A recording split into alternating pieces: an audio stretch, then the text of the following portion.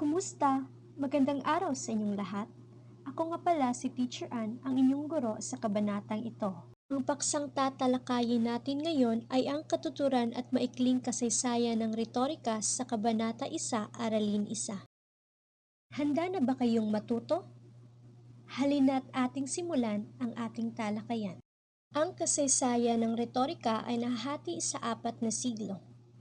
Una ay ang klasikal na retorika.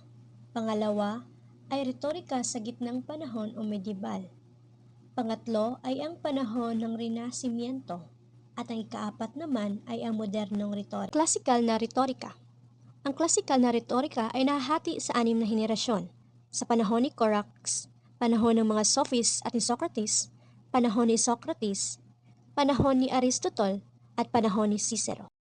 Ayon sa Wikipedia 2013, ang retorika sa panahon ni Corax ay sinasabing nagsimula sa Syracuse, isang isla sa Sicily, bilang isang sistema ng pakikipagtalo noong ika-5 siglo bago dumating si Kristo.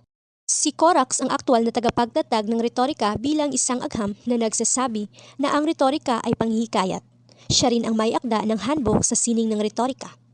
At ayon pa sa kanya, upang makuha ang simpatiya ng mga nakikinig, kailangan ang maayos at sistematikong pagpapahayag ng mga katwiran. Ang pamamaraan ng kanyang talumpati ay nakasentro sa 5 mahahalagang elemento, at ito ang mga sumusunod. Una, ang proem o introduksyon. Pangalawa, ang salaysay o pahayag na historical. Pangatlo, ang mga pangunahing argumento. Pang-apat, ang mga karagdagang pahayag o supplemental statements o kaugnay na argumento o supporting arguments sa Ingles.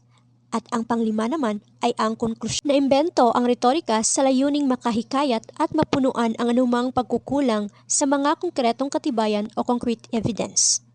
Makikita agad dito na sadyang ginagamit ang retorika sa pag-apila ng emosyon at di gaanong binibigyan ng diin ang katumpakan at kalakasan ng argumento. Ang sophists sa panahong ito ay tumutukoy sa mga pangkat ng mga matatalinong tao.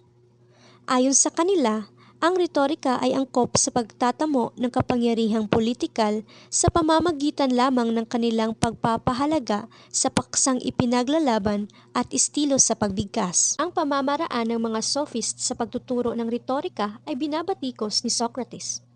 Ayon sa kanya, hangad ng mga sophist ay pagbibigay diin sa retorika bilang sining ng pakikipagtalo o debate lamang.